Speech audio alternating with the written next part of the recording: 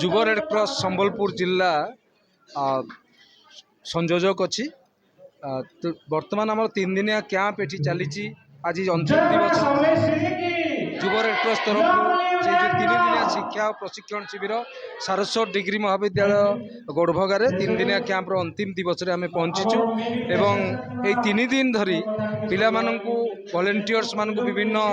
जिलार पाखापाखि 40 कॉलेजर volunteers एवं councillors माने आछंती एवं एठी पिला माननकु प्राथमिक उपचार विपर्यय प्रशमन एभली विभिन्न जिनस उपरे road safety HIV AIDS awareness यही समस्त उपरे पिला माननकु प्रशिक्षण प्रदान करा जायछि एवं आमे आशा करूछु এই যে ট্রেনিং ক্যাম্প से मैंने जहाँ शिखे निश्चिंत भाव में यहाँ आम যুব রেড ক্রস সম্বলপুর जिला को अधिक बलिष्ठ कर निज निज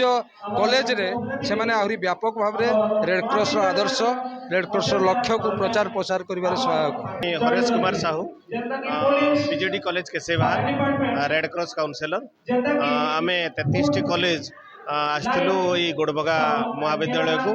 सारस्वत महाविद्यालय गोड़भा को आई सबुज बनानी भितर जो परिवेश रे आम रहिलु दीर्घ 3 दिन धरी बहुत खुशी लगिला। आउ छात्र छात्री मानक गहन रे स्टाफ मानक सेवारे आम रही 3 दिन बहुत सुंदर भाव आम ताकू उपभोग कलु विभिन्न प्रकार जिनस शिखिलु। ये 8टी सेसन रे जो शिक्षा एवं प्रशिक्षण शिविर होता समस्ते मन भरी एंजॉय कले योगा शिखिले विभिन्न विषय रेड क्रॉस अवगत हेले समस्ते खुशी है। यही अनुष्ठान को समस्ते धन्यवाद करी शेष दिन में आम जाऊँ यही कार्यक्रम यही कॉलेज रे एमती आज रेड क्रॉस जिला स्तरीय स्टडी कम ट्रेनिंग कैंप शेष पर्याय आज शेष पर्याय संबलपुर जिलार 130 जन वॉलंटियर्स काउंसिलर्स माने योगदान करी 3 दिन कार्यक्रम रे से माने रेड क्रॉस रो मुख्य उद्देश्य ट्रेनिंग एवं स्टडी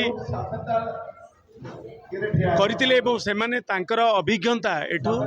जाई निज निज कॉलेज रे शेयर करिवे जोटा कि हमर रेड क्रॉस रो मुख्य उद्देश्य सारस्वत महाविद्यालय रो अध्यक्ष एवं समस्त अध्यापक अध्यापिका अति सुंदर भाव में कार्यक्रम परिचालना करछंती पिलामान को रहिबा खाइबा व्यवस्था अति सुंदर भाव में करछंती। मु जिला संयोजक हिसाब सेक्रेटरी हिसाब रे निश्चित भाव में आज कार्यक्रम एवं 3 दिन अति सुंदर एवं यही गोटे गुड मेसेज जीव या माध्यम आग को पिलामान अधिक रु अधिक रेड क्रॉस रे भाग नेबे एवं रेड क्रॉस को आगे नेबे।